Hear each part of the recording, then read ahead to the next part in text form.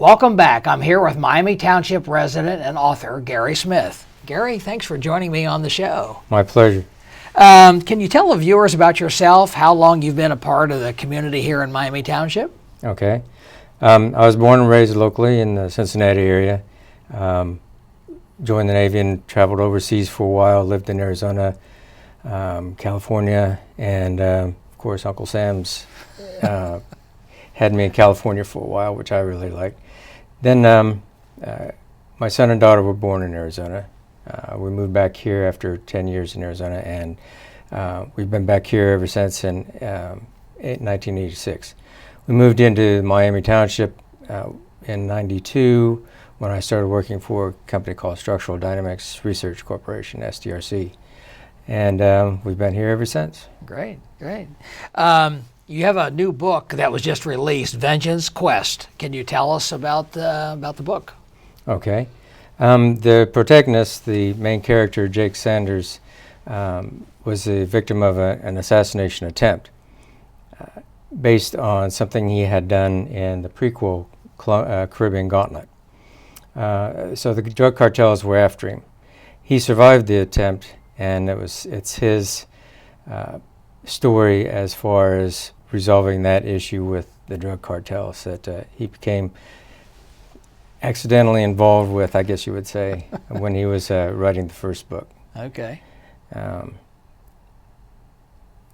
As a result of the first book, the family that was responsible for the drug boss falling in the hierarchy of the drug cartels are living under the witness protection program. They're kidnapped and taken hostage, and part of his quest is to rescue them.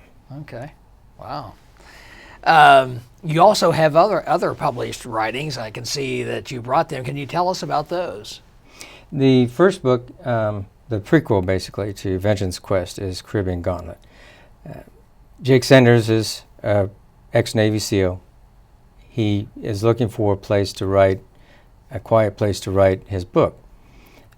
So he picks out this Caribbean island randomly, and doesn't realize what he's getting into. He finds out pretty quickly that the whole island is run by the drug cartel.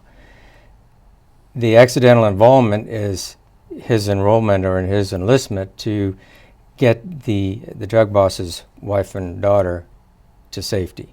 So they're being chased across the Caribbean island chain to get to the United States. I see.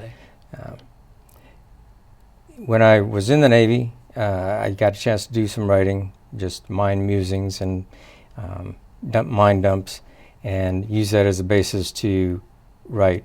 My first book actually is Poet of the Park. It's a collection of work that I did during that period. So those are the three books that I have now. Yeah, great. Can you tell us about your process for writing and how the plot and characters are developed? Mm-hmm. How do you go about doing all that? Okay.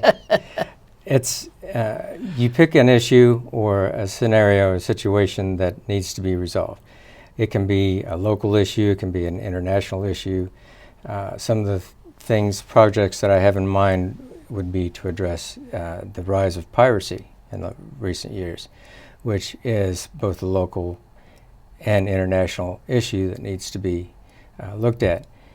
And so I'll start with an issue, and I'll build out an outline of where I want the story to go, how it originates, who's involved, how it gets resolved. And then I build on that outline. It helps me to know where I'm going, but I'm not rigid about it. You have to be flexible, because the story, as it evolves, will take side trips or detours, and you welcome those.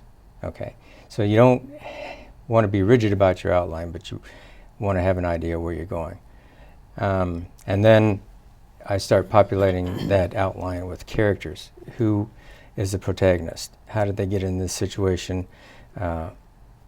Who is he related to, and how does the situation affect all of those folks? So there are many different issues and situations out there that can be talked about, and so there's a lot of opportunity out there for that. In the characters, you have certain character types. When you think of a taxi driver in New York, that puts an image in your mind. If you talk about a diplomat in Central Africa, that puts a different image in your mind. But you take that character and you stretch them and you challenge them and move them outside their comfort zone. And the collection of characters within the context of that situation is the story development. No. Now, you were in the Navy during the Vietnam War, is Yes. that correct? You said that inspired you to write?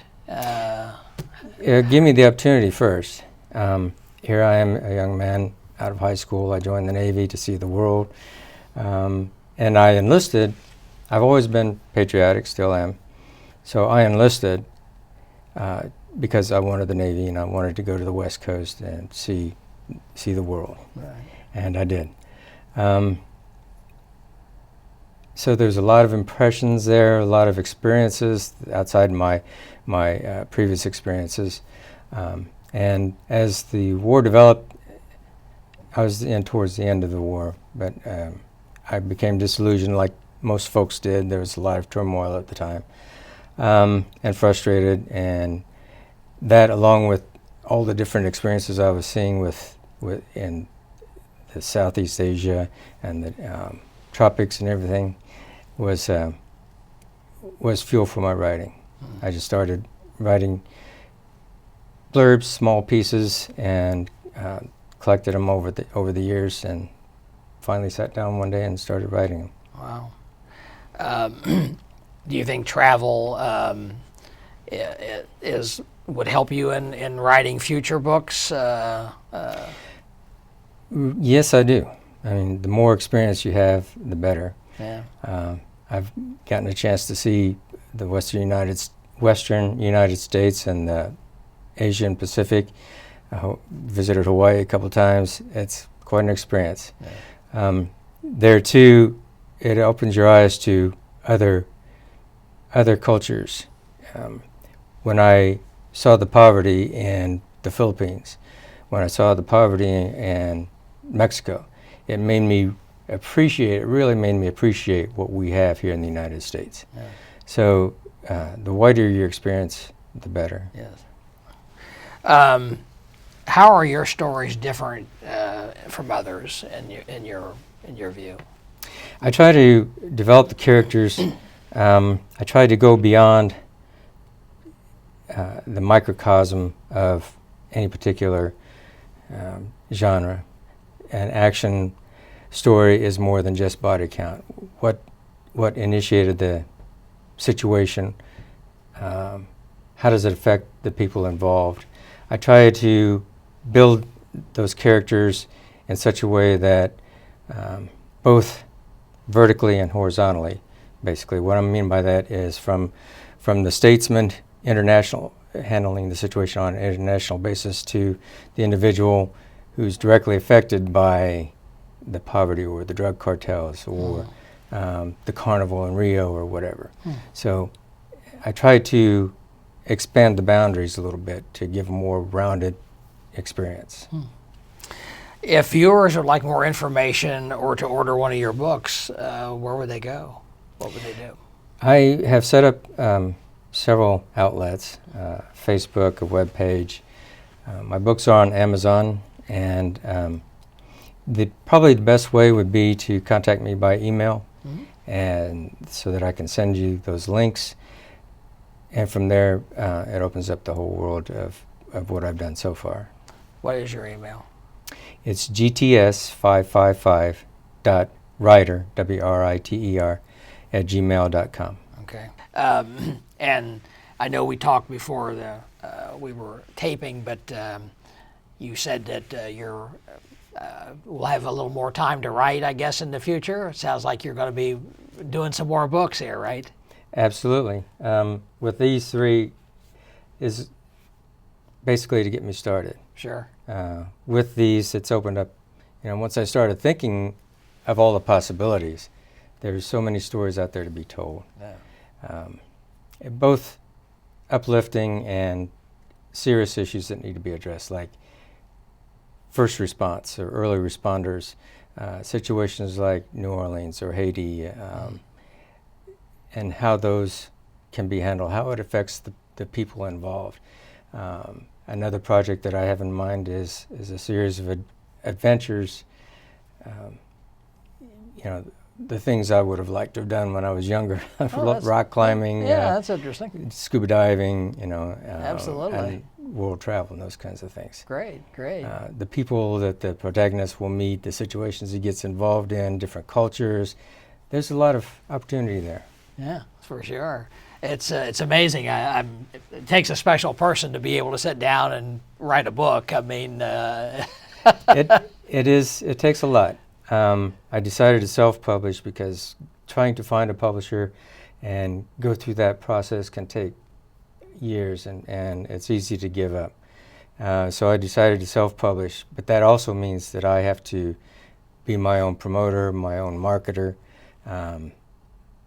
So a lot of that is on me. So Right. the next 6 months I'm going to be focusing on marketing, but I'm looking forward to starting those other projects. Right, fantastic. Well, I You believe can't give up. You have to be determined. You have to keep moving forward. Right. Well, I think you'll do it. You seem like a determined individual, so I think you'll be just fine. Well, thank you. Thank you very much for joining us today. My pleasure. It was very interesting, and hopefully the viewers will pick up your, go onto your email, go on Facebook, pick up your books and go from there. Okay. Hope to see many more from you. Like I said, I'm not trying to get locked into any particular genre. These are action adventure. I've done poetry, and I have other projects that stretch the limits there too. So I'm looking forward to publishing more. Good luck. Thank you. Thanks for watching. I'm Miami Township Fiscal Officer Eric Ferry. If you would like more information about today's topics or guests, give us a call at 248-3725. You can also visit our website at miamitwpoh.gov to find a complete program schedule. If there's a topic you'd like to learn more about, please let us know. Thanks again for watching.